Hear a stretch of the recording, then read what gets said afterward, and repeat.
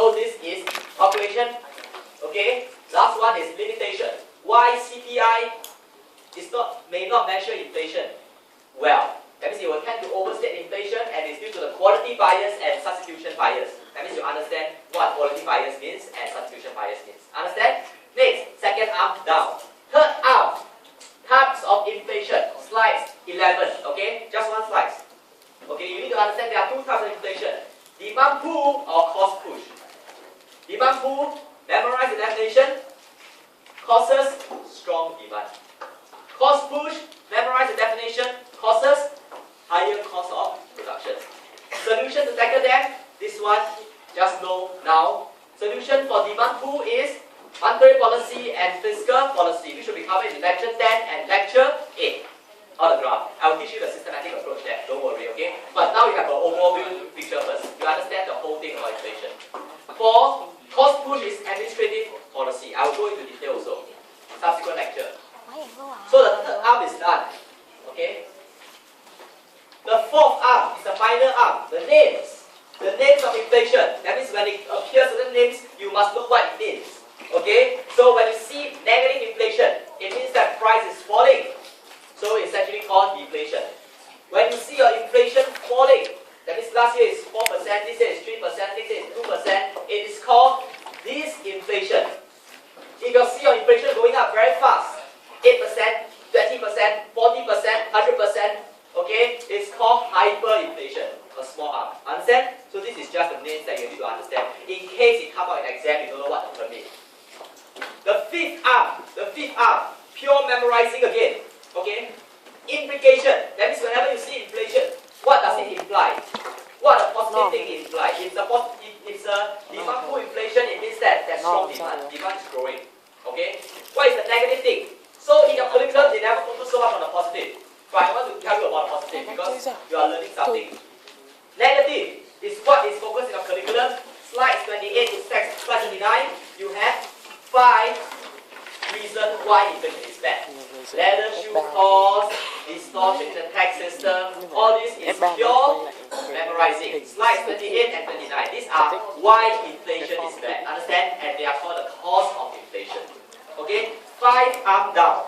Left 2 more arms. So next, the sixth arm. The sixth arm, okay?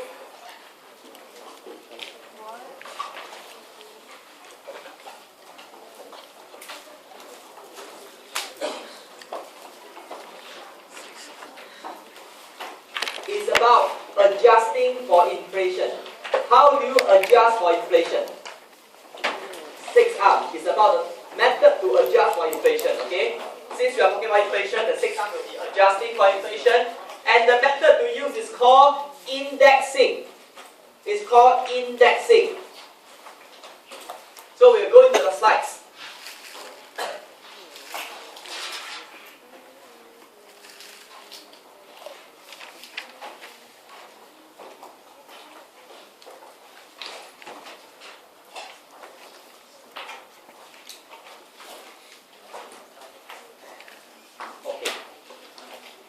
Indexing itself is about, what is indexing?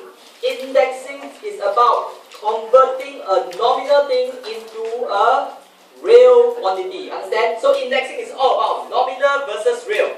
Okay, nominal means that you have not adjusted yet. Whenever something is adjusted for inflation, that means you take away the price effect. It is called real. Understand? So nominal wage. Nominal wage means what? Your income. Without adjusting for inflation. That means your flat, your gross income. I'm paying you 4,000. That is your nominal income. So your wage is also called nominal wage. So after I adjust it for inflation, that means how much you can buy. That is called real wage. Understand? So the fifth arm is about adjusting for inflation. So adjusting for inflation, the method to use is indexing. And for indexing, it's all about convert nominal value to real value. Okay? And in your curriculum, there are 2 cases. In your curriculum, there are 2 cases. The first cases is nominal versus real wage. How to convert nominal wage to real wage. Second cases is how to convert nominal versus real interest rate. Okay, how to convert nominal interest rate to real interest rate. So only two cases. Whenever you talk about adjusting for inflation, these are the two cases that is tested in your curriculum. Okay. So it's called adjusting for inflation. The method to use is called indexing. What is indexing about? Converting nominal to real. And there are two cases. Convert nominal to real wage and convert nominal interest rate to real interest rate. Okay, I'm going to go into all this. So this is the entire 6 arm. So it's all about adjusting for inflation. So we'll look here. Okay. Let's go. Just do it. Get out. Okay, deflating a nominal quantity. So, what is called deflating a nominal quantity? Deflating a nominal quantity is called indexing. Indexing is about deflating a nominal quantity, okay? A process of dividing a nominal quantity by a price index to express the quantity in real terms. You see here? After you take a nominal quantity, you divide by the price index, okay? You will get the real quantity. And this is actually called indexing. Understand? That means this is a way, this is a method to convert nominal to real. That means I'm taking away the price effect. So after indexing, there will be no more price effect. Okay? So I'm computing, so in other words, nominal wage is the amount of money you have. After indexing, it will be real wage. Real wage will be the amount of goods you can buy. Understand? So real is always something about quantity. You see, at the end of the day, it's all about quantity more than the value, right? It's all about quantity. So deflating a nominal quantity is called indexing. How to do it? Divide a nominal quantity by a price index. So what is nominal quantity? A quantity that is measured in terms of its current dollar value. That means current dollar value. Okay? That means there's no change. That means you just take the value as it is. Nominal quantity. So when I say your wage, oh, you get a wage of 4,000. Your wage is also a nominal wage. Understand? That means we do not do anything to it. That one will be a nominal wage. Okay? Real quantity. A quantity that is measured in physical terms. How much goods you can buy. That's called real quantity. In economics, we care more about real than nominal, right? Because when we look at economic well-being, it doesn't matter how much you earn. It matters how much goods you can buy. For you, right? For you. It doesn't matter how much you earn. Okay? Imagine if your income doubled, okay? But the price of goods and services in the country jumped 3 times. You are still worse off. You are not better off, right? Because the amount of goods you can buy is lesser. So in economics, we always focus on real. Everything is about real. Quantity, okay? Quantity. So real quantity. A quantity that is measured in physical terms is not in terms of value, it's in physical terms, okay? For example, in terms of quantity of goods and services. So, key definition, understand what is nominal and quantity? Nominal and real, it can come out in your MCQ, and the key differences is, one is measured in value, current dollar value, the other one is measured in physical terms. Highlight these two. Nominal, current dollar value, real, physical terms. Okay?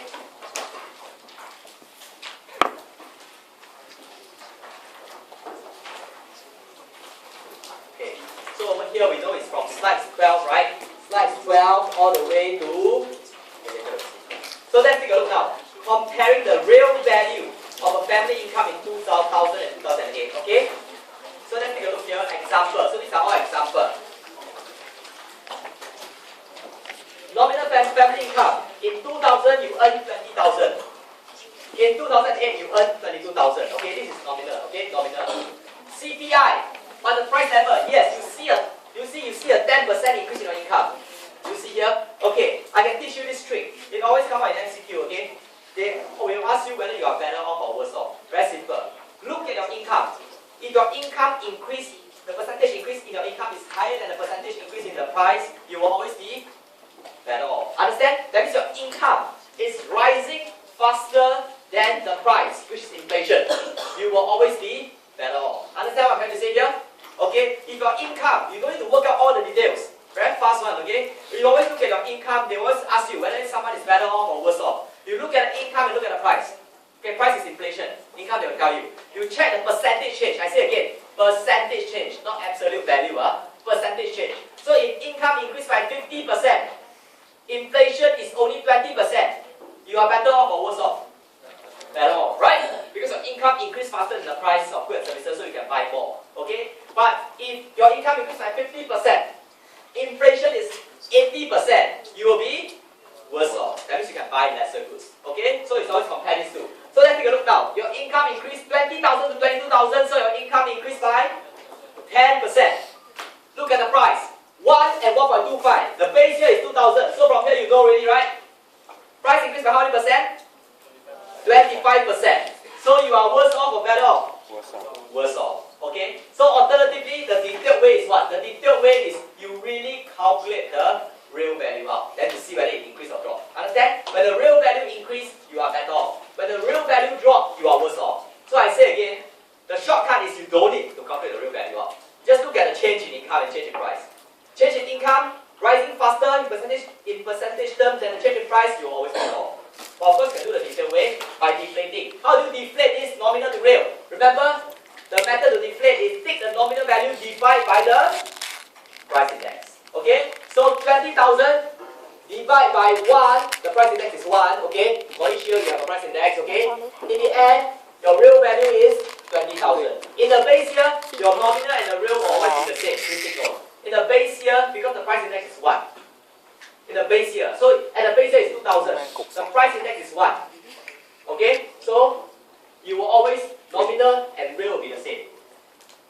This next one, take the nominal value, divide by the price index in that year. This will be the real value, real wage, real income. So over here you can see that real income actually drop. Understand? So you are worse off. Okay? So indexing. Take the nominal value for each year. Every year has a price index. Divide by the price index for that year. You will get the real value for that year. Understand? Okay? So this is nominal and real. Okay? So this is nominal and real wage.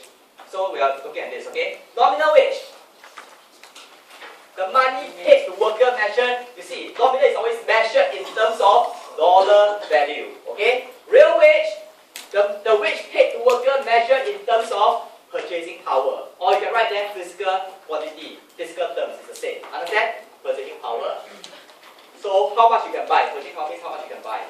The real wage for any given period is calculated by dividing the nominal wage by the price index, CPI. You see? It works the same. It works the same. That means whenever you want to convert nominal to real, you take the nominal value, divide by the price index. Understand? So you get the real wage. Sao sắp tiếp? Này là 16%. Example. Okay? Nominal. Every year has a price index. Okay? In 1970, the nominal wage, that means the wage that's being paid is always the nominal wage. So when I write the word wage without writing anything in front, it is also called nominal wage. Understand? So when you only see the word wage, it's actually nominal wage. Okay? The wage or nominal wage is $3.40. The price index is 0.388. Okay, let me ask you, to test you. So the base year is 1982 to 1984, so it's an average year.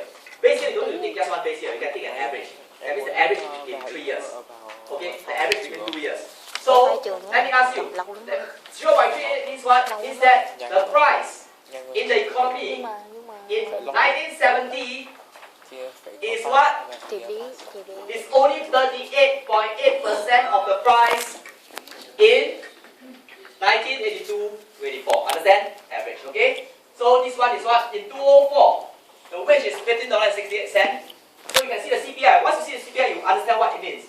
1.889%. That means in 204, the cost of the basket of goods, the cost of living, or the cost of the basket of goods, is 88.9% higher than 1982 and the average between 1982 to 84. Understand? Okay, anyway, this is just earlier on. Nominal value, price index for each year, real value, take the nominal value, divide by the price index, so your real wage is $8.76. Over here, take the nominal value, divide by the price index, your real wage is $8.30. So over here, what we see, your real wage has fell. Understand? So whenever they ask you whether it's better off or worse off, remember, you look at real value, not nominal value, okay? So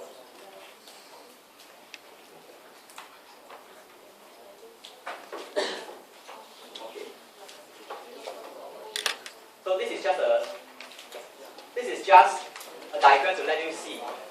You see, in US, I think it should be US, okay? In US,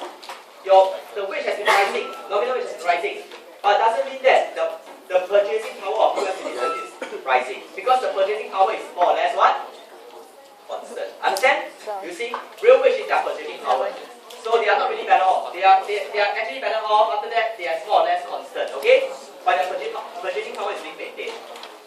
Okay, so this nominal, this real data. Okay, nominal wage, real wage. Understand?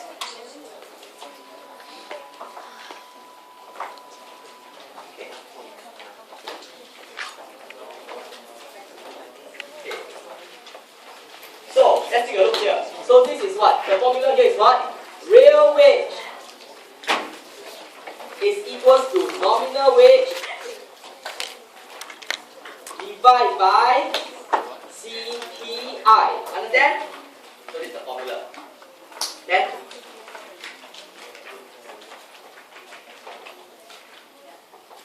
oh, sorry, I make a careless mistake. Sorry. Okay. Hey, here. Adjusting for inflation is actually called not indexing. It's actually called deflating. I say. As I said before, no matter how smart the person is, there will tend to be careless mistakes. Okay? Okay? Deflating. Okay? It's called deflating. So the process to adjust, to convert nominal to real is called deflating. Okay? Indexing is a separate thing. Okay? What is indexing? Okay? It's not indexing. Okay? Indexing is a separate thing. Okay? Indexing is the practice of increasing a nominal quantity each period by an amount equal to the percentage increase in the specific price period. This is called indexing. Indexing prevents the purchasing power of the nominal quantity from being eroded by inflation.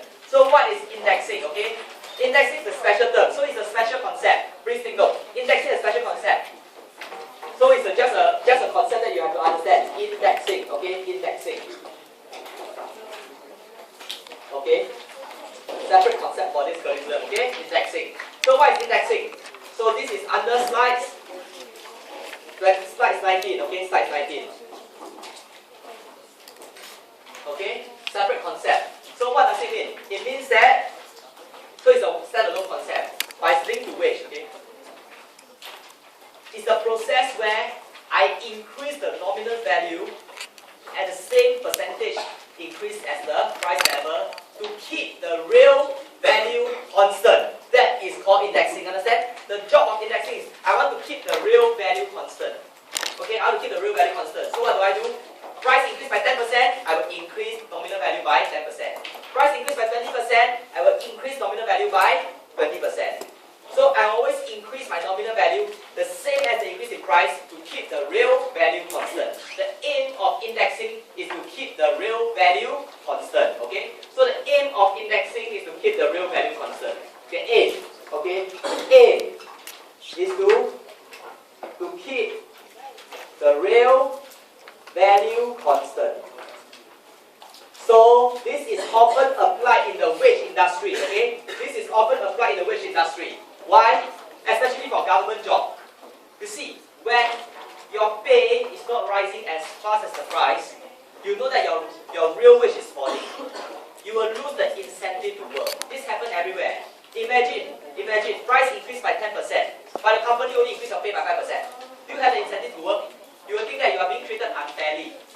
So that's why some company, especially government authority, if you are working for a government authority, they will have a system that is like, they have a bonus system. That means this based on their performance. But every year your wage will sure to increase. Because they know that there's inflation every year. So every year your wage will at least increase the same as the inflation. Okay, that's called indexing. So they are trying to tell you that after you work for 1 year. So what I can guarantee you is that your purchasing power, the amount of goods and services you can buy still remain the same. Of course, people will want more, right? People will say, hey, I work for 1 year. I work 1 year with you already, so I should see an increase. Okay? So this is called indexing. That means whenever, this is always used in the wage system. Company and government authority, they will want to ensure that the real wage paid to their worker are the same, constant. And if they are performing well, they can increase it. Understand? But indexing is only about keeping it constant, okay? Then? Okay. So let's take a look at example of indexing, okay? Let's take a look at example of indexing. So, suppose the government is going to pay unemployment benefit to the people, or retirement money to the people. But government cannot you see, imagine you are retiring for the next 10 years. Government cannot pay you 1,000, suppose government is going to pay 1,000 every month. Even after the 9 years, 1,000. Because the amount of goods and services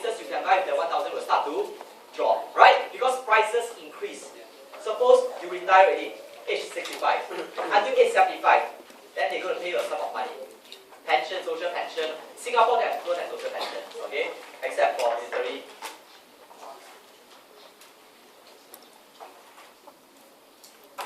So, when they want to pay you or unemployment benefit, that means when you're unemployed, they will always pay you a sum of money so that you can meet the minimum level of standard of living. That means you need basic survival. You need money for survival, right? So when they pay you this sum of money, they will always back it to inflation.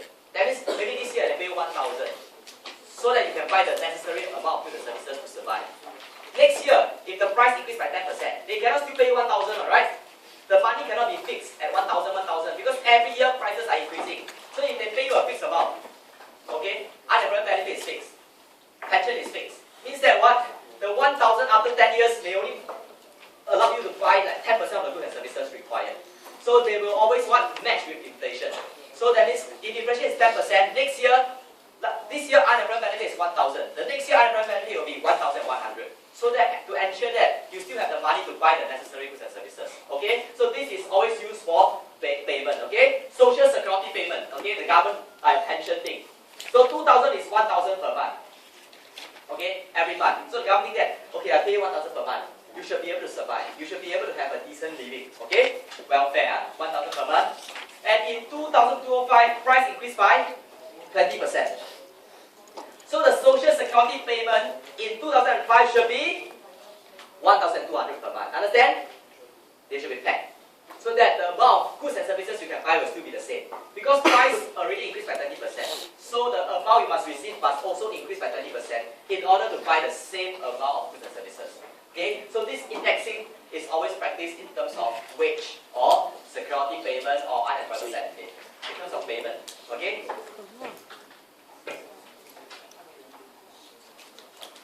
Okay. Example of indexing. Okay. So an index labor contract. So normally when people hire you, they just hire social security payment. Now is business. Okay. The contract specified first year wage is $12 per hour. Okay. Real wage will rise 2% in the second year and third year. So in order to make sure that real wage rises 2% in the second year or third year, what do you do? Okay. This example, slide 21. Please look at it carefully. Okay? Because this one a hot favorite. Okay? So please look at it carefully. That means they will use the concept here somehow. So that means I'm a businessman. So I will tell you, at the end of the day when you come to work for my company, you don't care about your nominal wage. Because you care about, at the end of the day we don't really love the money, right? Who take the money, like, who take the money and really like oh, I really love the money. So the government, I look very well, the blue color very nice. You see, why we all love money is because what the money can bring for us, right? What the money can buy for us, right? Who loves money? They look good, Singapore logo. We don't care, right? We don't care how the money look like, right? What we care is how much, because the money can exchange for us goods and services so that to fulfill our satisfaction. So at the end of the day, it's not about the money, you see, it's about what the money can get for us, right? Who loves money? Money actually, I really don't love money. I don't really love the paper money, okay? So when you come and work for me, you tell me what? You tell me, okay, you want to see, since you're working, over the next 3 years, you want to see that your real purchasing power, the amount of goods and services you can buy, increase by 2% every year. Understand? You are more concerned about the real quantity of goods and services you can buy, rather than the money I give you. Okay? So you tell me that I want my real wage to increase by 2% for the next 2 years. This is what you're going to do. Next time when you go and work for other company, please make sure, okay? Some of you never even check. Flat rate, you're happy. Actually, you are seeing a drop in your real purchasing power. But the smarter one will say that, okay, at least, look at Singapore inflation, Indonesia inflation, 8% over the last 3 years. So please, my wage at least should increase by 8% every year. Understand? A lot of people don't check one. Oh, 4,000. Okay, next 3 years 4,000, or the company happy. But this is something. When people state something and you accept it and you do not point out anything, there's nothing wrong with the corporate law. Okay? So even though they are doing an injustice to you, but it's okay. So CPI, year 1, 1. Year 2, 1.05. Year 3, 1.12. Okay? So, if I want my real wage to increase, by 2%, 2% every year. This is what I want, okay? Imagine, I want my real wage to increase by 2% every year. What is the way to have? This is my real wage, right? Listen here. This is my nominal wage. This is my real wage. My real wage is actually equal to my nominal wage divided by my price index. Do you get what I'm trying to say here?